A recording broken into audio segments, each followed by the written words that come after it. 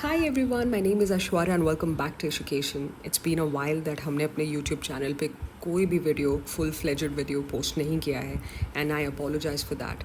Yeah, there are numerous reasons for not doing so, but now we are back 6 months later with a fresh content plan, and we are starting with this series on public administration. And I'm here to explain you why it should be your first choice as UPSC CSE optional. क्यों पबैड को चुनना चाहिए आपको as your optional subject. So let's get into the video.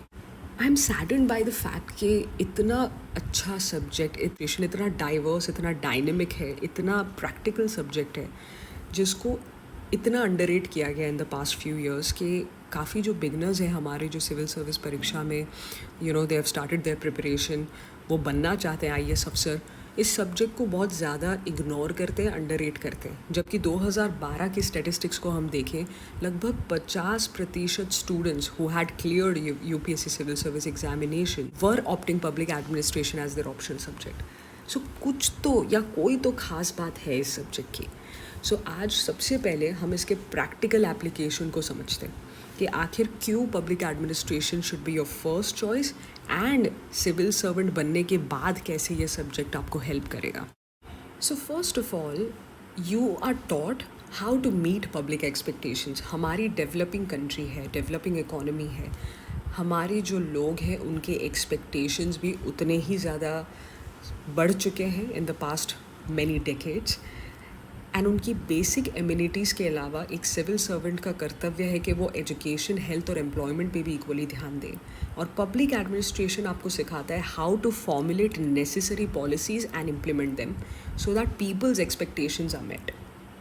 The second biggest challenge as a bureaucrat is to maintain law and order. हमारी country में currently unfortunately जितनी instability हमें नज़र आ रही है उसे किस तरह से सॉल्व किया जाए उसकी अंडरस्टैंडिंग पब्लिक एडमिनिस्ट्रेशन आपको देता है. कैसे रूल्स बनाने हैं, कितने स्ट्रिक्ट रूल्स होने चाहिए ताकि हमारी सोसाइटी के डेवलपमेंट में जितनी बाधाएं हैं उसे हम हटा सकें एंड हमारे लोग सिक्योर फील कर सकें when they are going outside in the public space or even in their houses. That is your job. So you have to understand beforehand, before even becoming a bureaucrat, कि आपके core functions क्या है और ये subject उसकी जानकारी भी आपको देता है. And thirdly, you understand how to facilitate socio-economic development of our country. So India में बहुत सारा foreign investment आता है, बहुत सारे brands आ चुके हैं, but India is still lacking behind because of poor infrastructure. Public administration का काम है गवर्नमेंट के साथ क्लोजली काम करना या गवर्नमेंट का इम्प्लीमेंटेशन विंग बनकर काम करना और overall development of the people and infrastructure requirements of these companies को पूरा करना. उसके लिए चाहे वो स्ट्रैटेजी बनाना हो, बजटिंग करना हो, इम्प्लीमेंटेशन ऑफ द प्रोजेक्ट हो, वो सारे लेयर्स की अंडरस्टैंडिंग आपको बिफोर हैंड मिलती है by studying this subject. How practical it is. Now let us discuss public administration and its benefit from exam point of view. So जब students मुझसे सवाल पूछते हैं कि मैम ऑप्शनल सब्जेक्ट कैसे चूज़ किया जाता है तो मैं उनको स्ट्रैटेजीज बताती हूँ. पहला है कि आपका optional subject should have less competition for you. जितने कम कॉम्पिटिटर्स उतना ज़्यादा probability ऑफ सक्सेस है. And it's a fact. 10 lakh लोगों के बीच में 1000 का सिलेक्शन किया जाता है after a 3-stage examination process. You by now understand how cutthroat competitive this examination is. And number 2 is to opt for an optional subject जो आपके GS के साथ बहुत ज़्यादा ओवरलैप करता हो. अब इससे क्या होता है, बहुत सारे जो सब्जेक्ट्स हैं, टॉपिक्स हैं आपके GS के, वो आपके ऑप्शनल में रिपीट होते रहते हैं.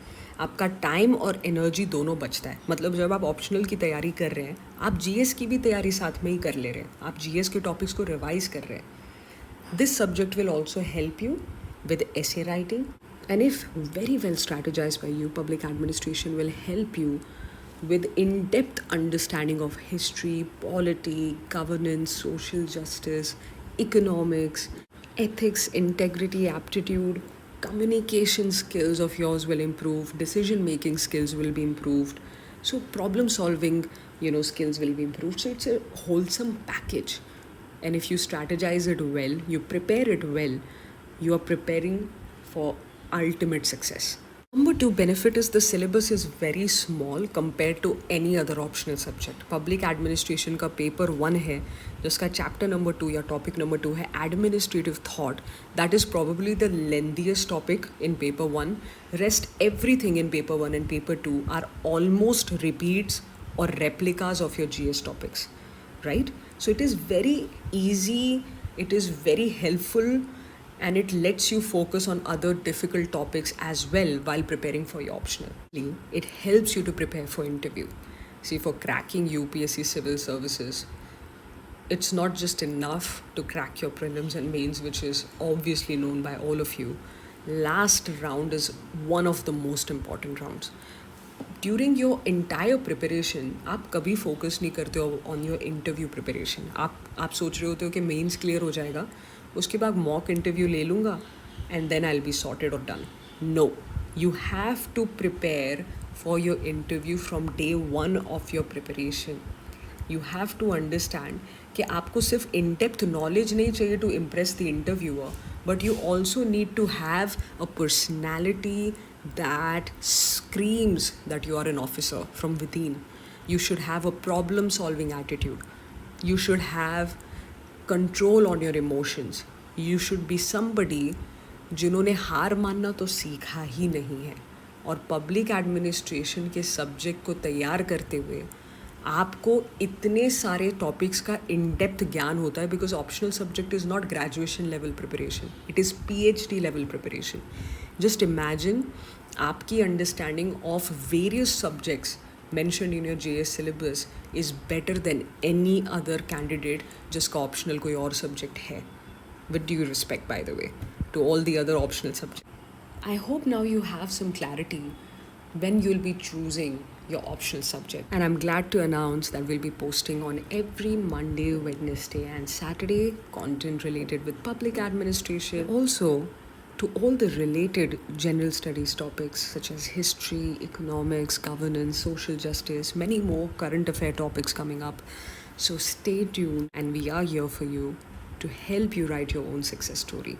I'll see you in the next video.